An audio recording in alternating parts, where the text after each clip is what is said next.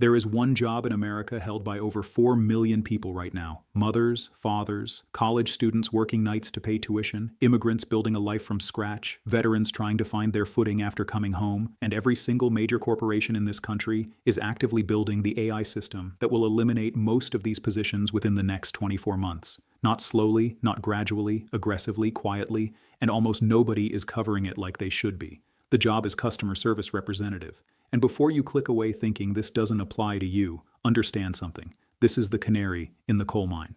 What happens to this job category in the next 2 years is going to happen to yours eventually. The playbook is being written right now, and these 4 million people are the first ones to feel it. According to the Bureau of Labor Statistics, there are roughly 4.6 million customer service representatives employed in the United States right now. That makes it one of the single largest job categories in the entire country. The average salary is about $36,000 a year.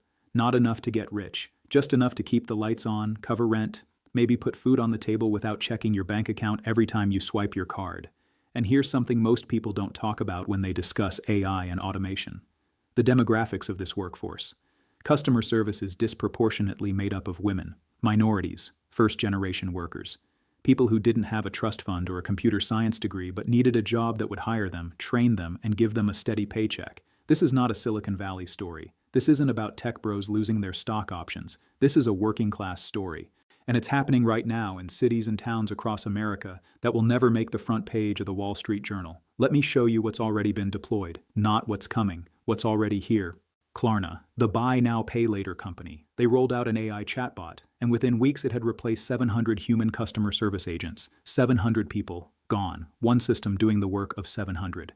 And here's the part that made executives at every other company in America sit up and take notice. The AI chatbot didn't just match the performance of those 700 agents, it beat them. It now handles roughly 2/3 of all customer service chats for the entire company. Resolution time dropped from 11 minutes with a human agent to 2 minutes with the AI. Customer satisfaction scores stayed the same. In some cases, they went up, because the AI never gets tired. It never gets frustrated. It never puts you on hold because it needs to ask a supervisor. It never has a bad Monday. It just answers the question, solves the problem, and moves on to the next one. 2 minutes. Done. Bank of America built an AI assistant called Erica, and Erica has now handled over 1.5 billion customer interactions. Billion with a B. Think about how many human agents it would take to handle 1.5 billion interactions. The answer is tens of thousands. And Bank of America doesn't need them anymore, not for the things Erica can handle. Balance inquiries, transaction searches, payment scheduling, spending insights, fraud alerts, all handled by AI, all day, all night, no breaks, no benefits, no turnover. Verizon, one of the largest employers in the country. Their AI system now handles roughly 60% of all customer calls without ever involving a human being. 60%. That means for every 10 people who call Verizon with a problem, 6 of them will never hear a human voice. They'll interact with an AI that understands their question, pulls up their account, diagnoses the issue, and resolves it. And most of them won't even realize they weren't talking to a person. These aren't pilot programs. These aren't experiments. These aren't press releases about something happening next year. This is operational. Right now, today.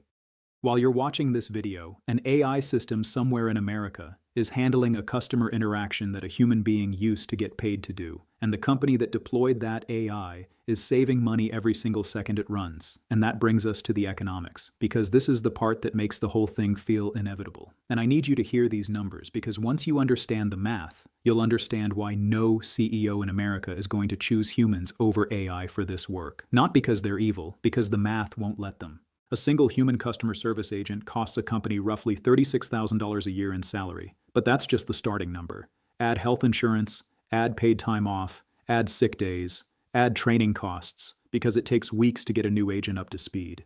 Add turnover costs, because customer service has one of the highest turnover rates of any profession, sometimes 30 to 40% a year, which means you're constantly hiring, constantly training, constantly losing people and starting over. When you add all of that up, the true cost of one human agent is often $50,000 or more per year. Now multiply that by 1,000. A large call center with 1,000 agents costs a company somewhere around $36 to $50 million a year, just in people costs. Not the building, not the equipment, not the software, just the people. An AI system that can handle the same volume of interactions costs a fraction of that. We're talking about roughly 5 cents per conversation, maybe less.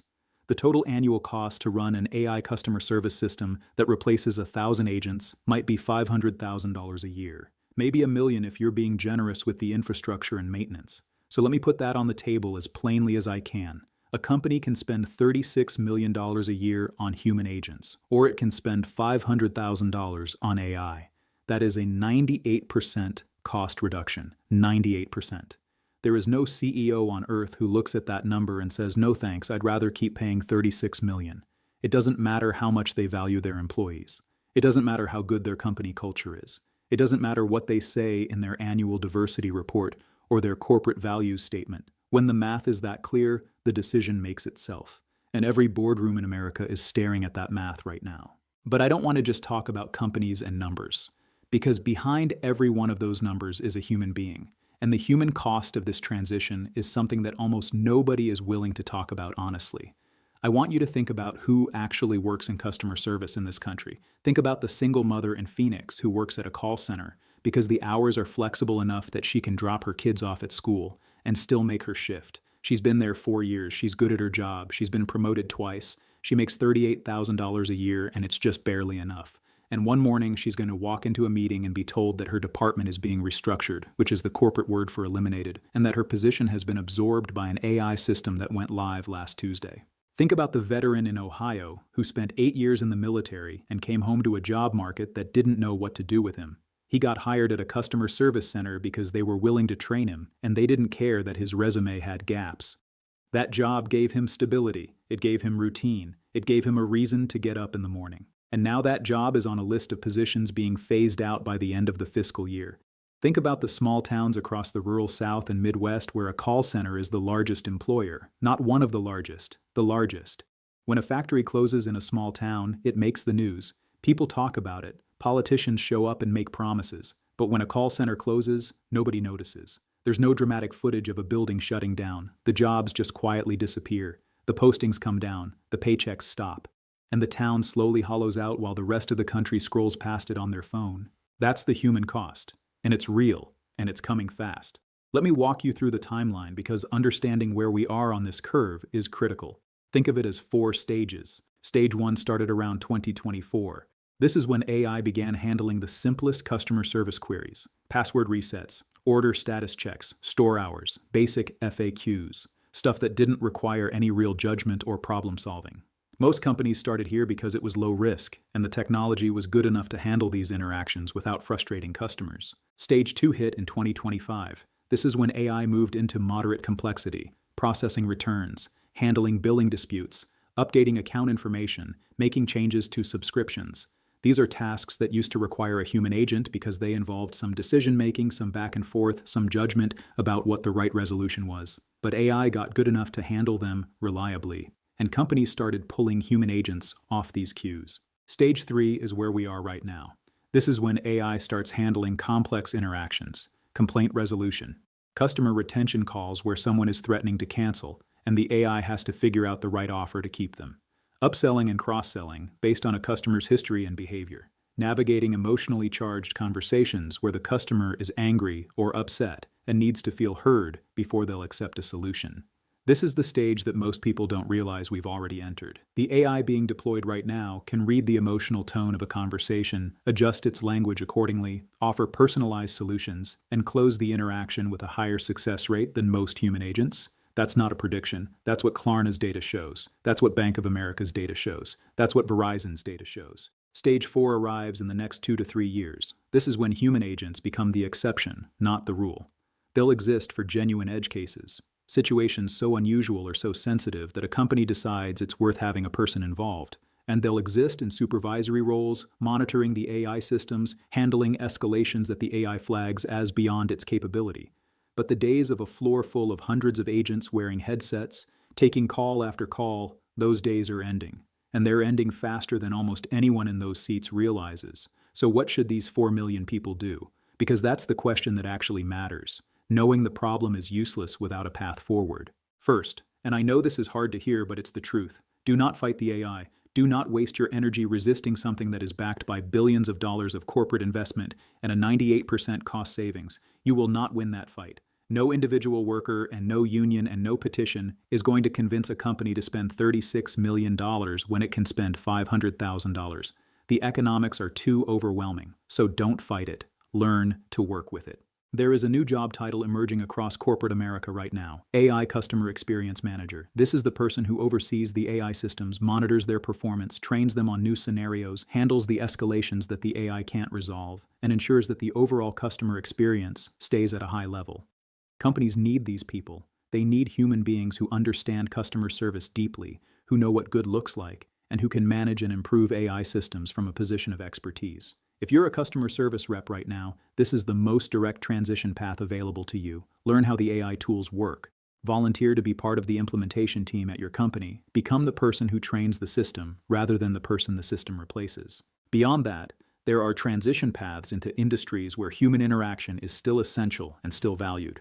Healthcare support. Medical offices, clinics, and hospitals need people who can interact with patients, manage complex scheduling, coordinate care, and provide the kind of human warmth that a sick or scared person needs. These roles aren't glamorous, and they don't always pay a lot more than customer service, but they are far more resistant to automation because they involve physical presence and genuine human connection. Skilled trades, electricians, plumbers, HVAC technicians. These fields are facing massive labor shortages right now, and they require the kind of physical, hands-on problem-solving that AI cannot do.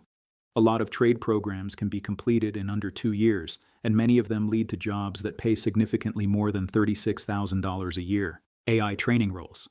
This might sound ironic, but companies building AI customer service systems need human beings to train those systems. They need people who understand how customer interactions actually work to provide feedback, label data, and test the AI's responses. This is a real and growing job category, and it's a natural fit for people with customer service experience. And there are government programs that exist right now, today, for workforce retraining. The Workforce Innovation and Opportunity Act funds training programs across the country. Many states have their own retraining initiatives specifically designed for workers displaced by technology. Community colleges are offering accelerated programs in healthcare, IT, and skilled trades. These resources exist. Most people don't know about them because nobody's telling them. But I also need to tell you the hard truth. Some of these jobs are not coming back. Just like factory jobs in the 1980s and 1990s didn't come back. Just like travel agent jobs and video store clerk jobs and switchboard operator jobs didn't come back. Certain types of work get automated and they stay automated. That doesn't mean your career is over. It doesn't mean your value as a human being has diminished. It means the specific way you've been earning a living is changing, and you need to change with it. The people who acknowledge that reality and take action are going to be fine. The people who deny it and wait for someone to save them are going to be in serious trouble. If you know someone working in customer service right now, send them this video. Not to scare them, to give them a head start, because the worst thing that can happen to anyone going through a transition like this is being blindsided. The second worst thing is knowing it was coming and doing nothing. Next week, I'm covering the next job category on the chopping block. It's another one that employs millions of Americans, and it's one that most people assume is safe. It's not. Subscribe so you don't miss it. Drop your questions in the comments. If you're in customer service right now and you're trying to figure out your next move, tell me your situation. I read every single comment, and I will do my best to point you in the right direction. I'll see you in the next one.